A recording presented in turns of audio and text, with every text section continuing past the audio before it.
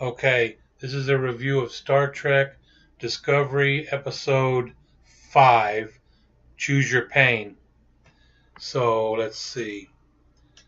This actually is the most Starfleet-like in the regards that they're quoting Star Trek regulations, follow my orders. The captain gets captured by the Klingons. Captain Lorca is captured by the Klingons, and he's put in a cell with Mud. And they walk into the cell and say, choose your pain. The Klingons do. And so usually Mud turns him over to someone else, like, choose that guy, because he's a pussy or something. And the captain and him get to know each other a little bit, being in jail together. And this episode, actually, the Klingons spoke English the entire episode without subtitles, and it moved along a lot faster. This was the best paced episode with Klingons because they spoke English, because there was humans there, so the Klingons spoke English. They didn't subtitle it, and it made them a lot easier to understand and a lot easier to accept. So I hope, for God's sake, they keep doing that. So anyway, Saru is put in charge of the ship because he's the first officer, and he goes on a rescue mission to get Captain Lorca, and he uses the spore drive, which is killing that tardigrade creature. And Michael Burnham, that bitch can't follow orders. What the fuck? Like, she has a real hard time following orders. Saru gives her a direct order, and she does not follow it. That's not Starfleet. That you wouldn't have a job like that. You get fucking fired. I always did. Oh, fuck. So, I mean, I hope she got her shits together by now. It's starting to feel more like Star Trek in this episode because there's a certain parameter of orders to follow, and they have to follow them to rescue the captain, and Saru is in charge of Discovery, and he gives these orders, and they fucking follow them. And Michael Burnham fucking reluctantly follows them. And he confines her to her quarters finally, thank God.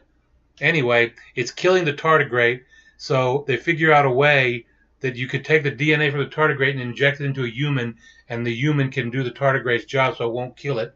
So the gay guy, who does a great job acting gay, I don't know, he's kind of annoying, but he does a good job. He injects himself, and he also doesn't follow orders. So apparently Burnham's fucking not following orders is contagious. And he injects himself and acts like the ship's navigation. So the tardigrade almost dies, and in the very end, Burnham sets it free and into space, so it lives. Well, they rescue the captain, and apparently the captain was some kind of coward. He destroyed his previous ship and crew instead of let the Klingons capture them. This is what Mudd got him to admit. I never think Jean-Luc Picard would do that, or any of the other captains. They would never destroy their own ship and crew just so the Klingons couldn't capture them. That's a pussy way out. You might get tortured for a month, but then you'll get rescued. Yeah, fuck that. I don't know about this captain blowing up his own ship in a previous encounter. That's what Mudd got him to admit. So we find out the captain's a pussy, Lorca, and that the tardigrade's getting killed, and that Michael Burnham still can't follow orders after 6 months in prison. So we'll see if it gets more Star Trek-like after this. I'm assuming it will, because the bitch finally fucking started following orders, and they rescued the captain.